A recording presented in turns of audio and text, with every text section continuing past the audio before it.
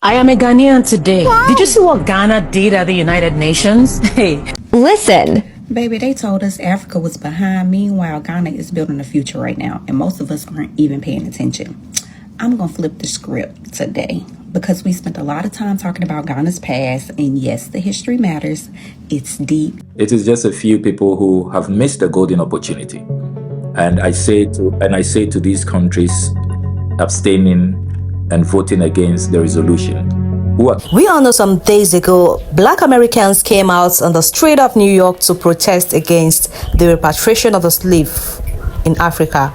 And according to them, they said they do not want it, that the African presidents are trying to steal their money, that they are the ones that are meant to be compensated and not the African leaders and not Africans. According to them, they said they are not Africans. But today, there is some other group of Black Americans thanking the president of Ghana.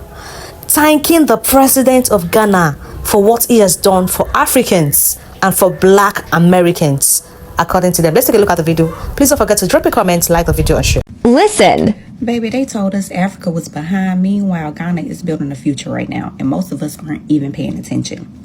I'm going to flip the script today because we spent a lot of time talking about Ghana's past, and yes, the history matters. It's deep, it's painful, it's powerful. But you need to see Ghana right now. Accra is not just the capital, it's a working engine. Fintech is moving money without banks. Agri-tech is helping farmers grow and sell smarter. Health tech is solving real problems. I mean, unless you visit certain hospitals. Young Ghanaians are building future. They're not waiting. And the culture is speaking loud too.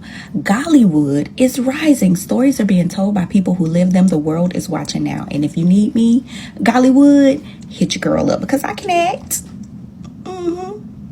After the year of return, Ghana didn't just invite people back.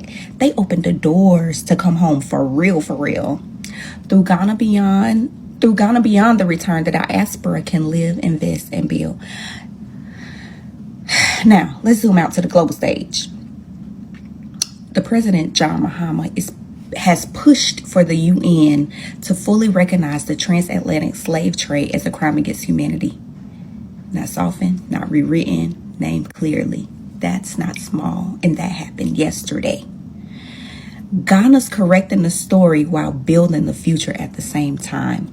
Mobile money is normal. Education is producing leaders. Creativity is going global. Democracy is standing firm.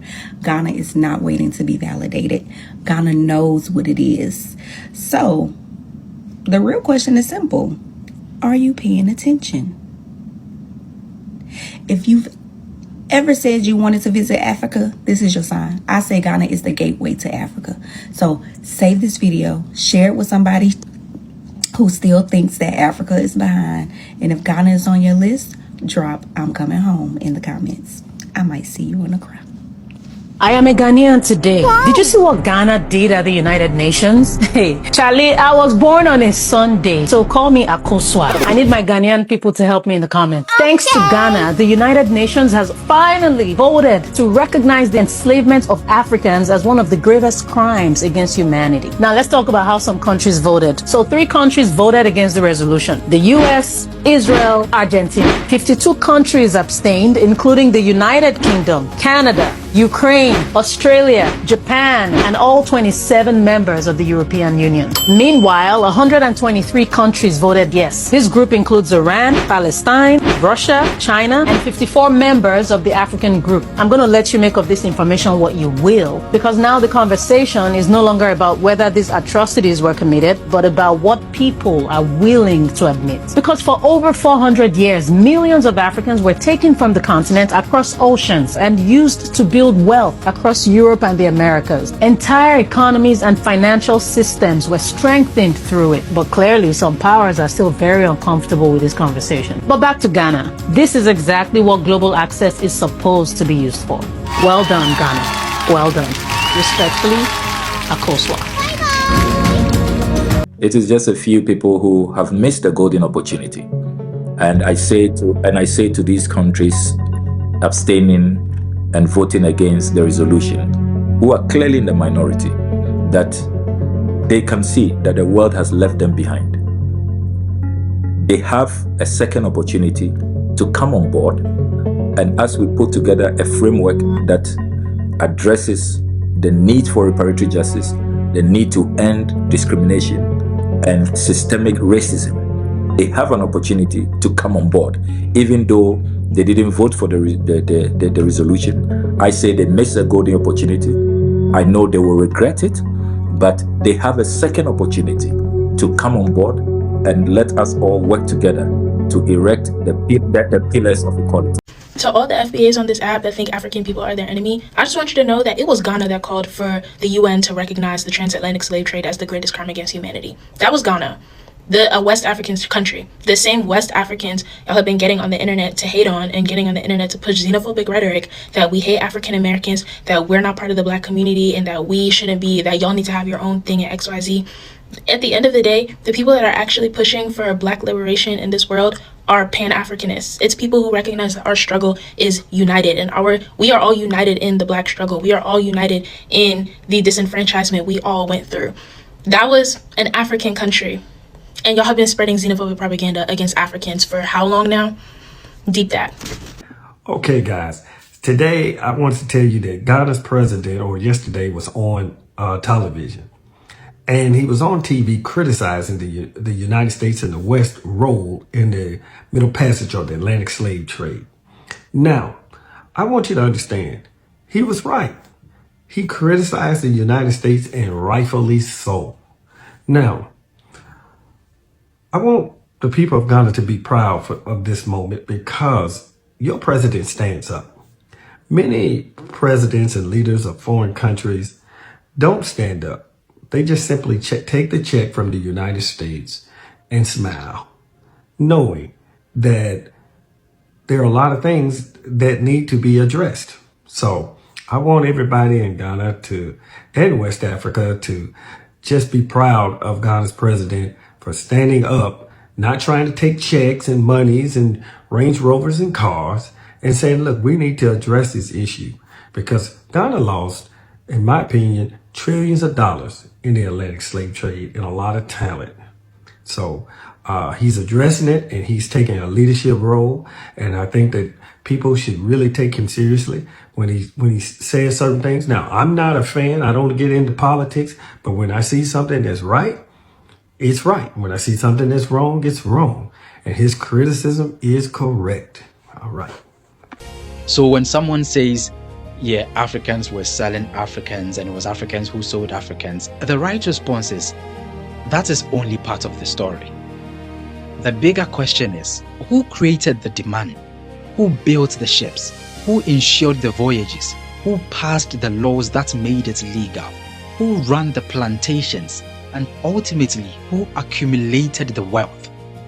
That is why today's reparations conversations is aimed mainly at former slave trading and colonial powers, especially European states, even though the history itself was a bit complex. Up and down. Your frozen. Yeah. Achua Adiefe. Wachua Adiefe. How would you pronounce this? Guys, are you seeing what is currently happening right here? African Americans that knows the importance of this repatriation, that knows that we Africans were actually being sold out to slavery without our consent. Most of us, those time, the black people, in fact Africans at that time, were sold out to the Westerners for as little as 1 pesos. Even most of them were traded like for mirror and a lot of things.